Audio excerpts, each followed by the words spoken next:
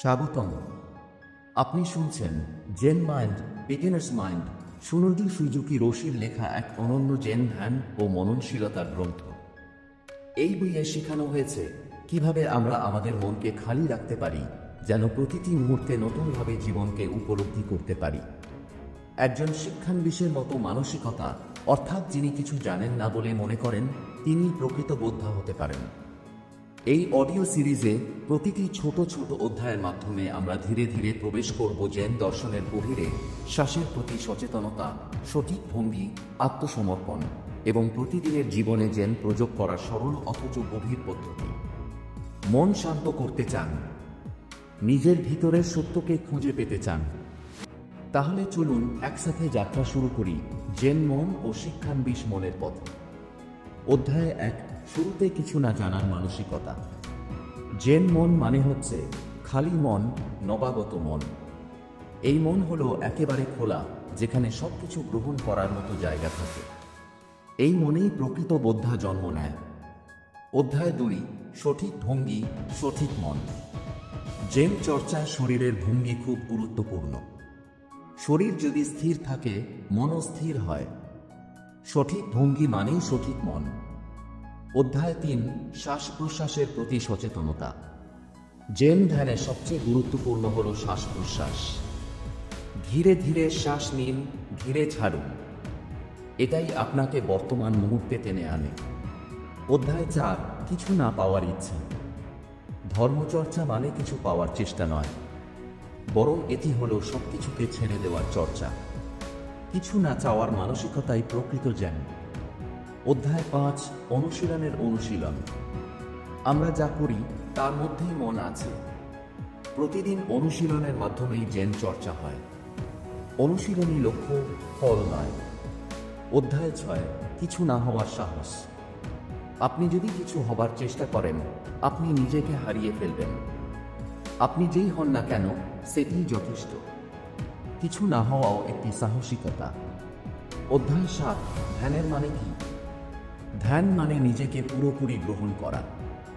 ভালো মন্দ বিচার না করে শুধু থাকা, এটাই ধ্যান। অধ্যায় 8, আত্মবিশ্বাস না, আত্মসমর্পণ। জেনে আত্মবিশ্বাসের চেয়ে আত্মসমর্পণ বেশি জরুরি। আত্মসমর্পণের মাধ্যমে আমরা প্রকৃত সত্যের কাছে পৌঁছাই। অধ্যায় 9, প্রতিদিনের জীবনী জেন। জেন শুধুমাত্র ধ্যানে নয়, প্রতিদিনের কাজেই প্রকাশ পায়। হাঁটা, ধোয়া, খাওয়া সবই ধ্যানের অংশ হতে পারে। অধ্যায় 10, প্রতিদিন নতুনভাবে শুরু। প্রতিদিন, প্রতিক্ষণ আমরা নতুন করে শুরু করতে পারি।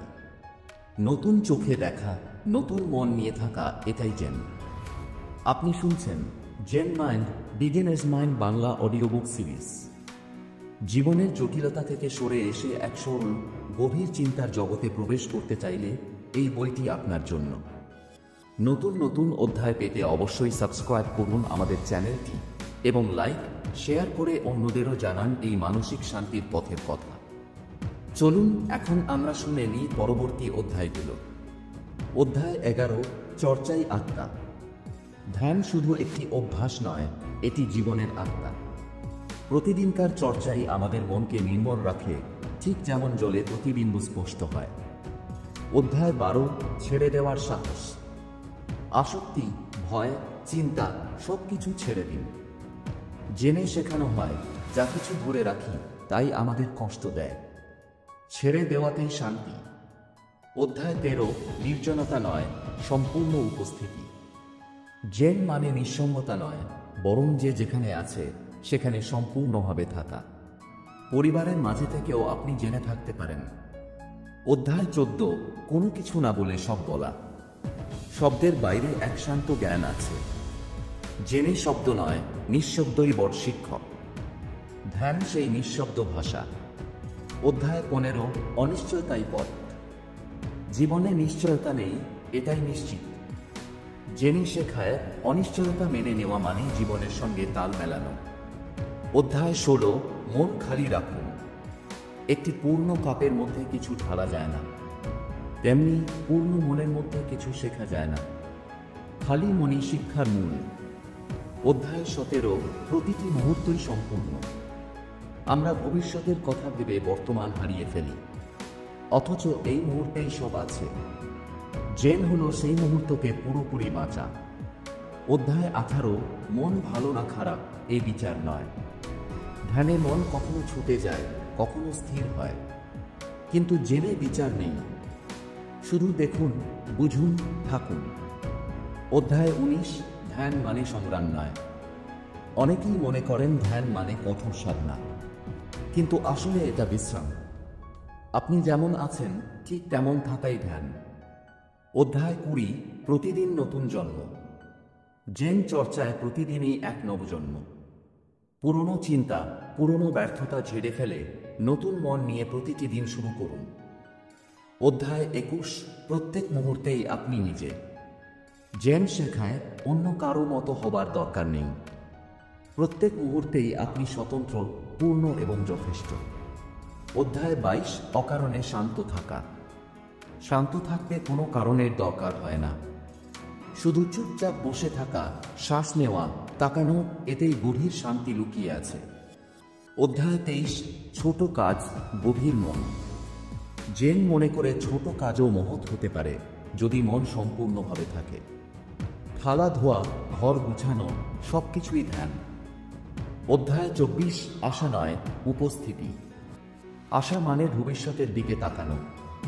জেন শেখায় উপস্থিত থাকুন এখনই, এখানেই সবকিছু ঘটছে। অধ্যায় 25, বাধাহীন জীবন। আমরা নিজেরাই নিজেদের বেঁধে রাখি নিয়মে, চিন্তায়। জেন সেই সব সীমাবদ্ধতা ছাড়িয়ে যাওয়ার পথ দেখায়, মন খুলে দিন। অধ্যায় 26, প্রশ্ন না করেও বোঝা। সত্য বোঝার জন্য অনেক সময় প্রশ্ন দরকার হয় না। চুপ করে বসে থাকলেই সত্য ধীরে ধীরে উদ্ভাসিত হয়। অধ্যায় 27, প্রকৃতি আমাদের গুরু।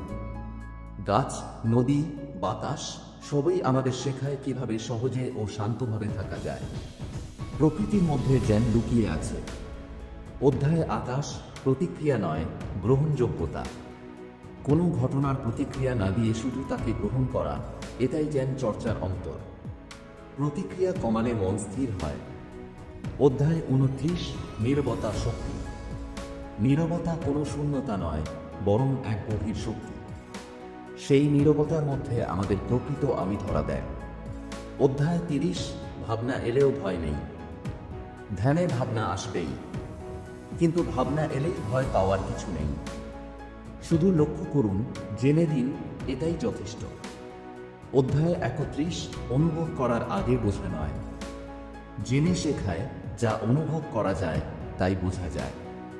আগে অনুভব করুন, তারপর বুঝতে আসুন। তড়িঘড়ি বোঝার চেষ্টা করলে মিস করবেন। অধ্যায় 32, ভেতরের এবং বাইরের মাঝে ফারাক নেই। ধ্যানে আমরা বুঝি ভেতর আর বাইরে আলাদা কিছু নয়। মন ও পরিবেশ, নিজে ও অন্য, সব একাকার। অধ্যায় 33, সহজ হওয়া কঠিন কাজ। অনেক কিছু জানার পরও সহজভাবে থাকা বড় কঠিন। জেন শেখায় আসল বোদ্ধা সেই যে সহজভাবে জীবন কাটাতে পারে। অধ্যায় 34, ধ্যান মানেই বিশেষ কিছু নয়। ধ্যান কোনো অলৌকিক বা অদ্ভুত জিনিস না। এটা খুব সাধারণ একটি অবস্থা, চুপচাপ থাকা, মনোযোগে থাকা, অনুভব করা। অধ্যায় 35, শারীরিক অবস্থাই মন তৈরি করে।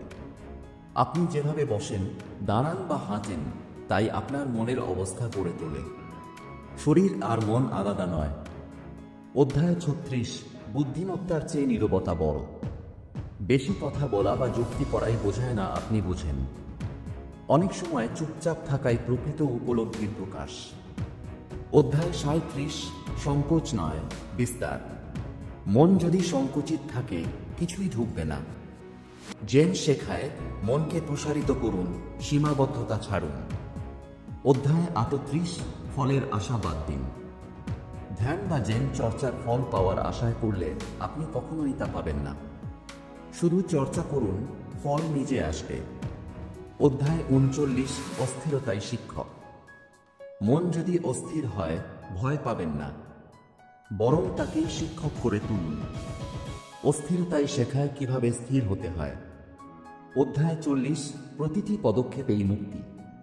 মুক্তি কোনো নির্দিষ্ট জায়গা নয়, প্রতিটি পদক্ষেপ, প্রতিটি মুহূর্তেই আপনি মুক্ত হতে পারেন, শুধু সচেতন হতে হবে। আপনার এই সফর এখানেই শেষ নয়। জীবনের প্রতিটি মুহূর্তেই জেন চর্চা সম্ভব, শুধু দরকার শিক্ষান্বিশ মন আর সম্পূর্ণ উপস্থিতি। যদি এই অডিও আপনাকে একটু শান্তি বা উপলব্ধি দিয়ে থাকে, তাহলে লাইক দিন, আপনার মতামত দিন কমেন্টে, এবং ভিডিওটি শেয়ার করুন আপনার প্রিয়জনদের সঙ্গে। নতুন অধ্যায়, নতুন উপলব্ধি, নতুন জেন, সবকিছু পেতে এখনই সাবস্ক্রাইব করুন আমাদের চ্যানেল। নতুন পর্ব আপলোড হলে যেন আপনি সবার আগে শুনতে পারেন। মন খুলে শুনুন, মন দিয়ে বুঝুন। Zen mind, beginner's mind. শেষ পর্যন্ত শোনার জন্য আন্তরিক ধন্যবাদ। পরবর্তী পর্বে আবার দেখা হবে। শান্ত থাকুন, সহজ থাকুন। রাধে রাধে।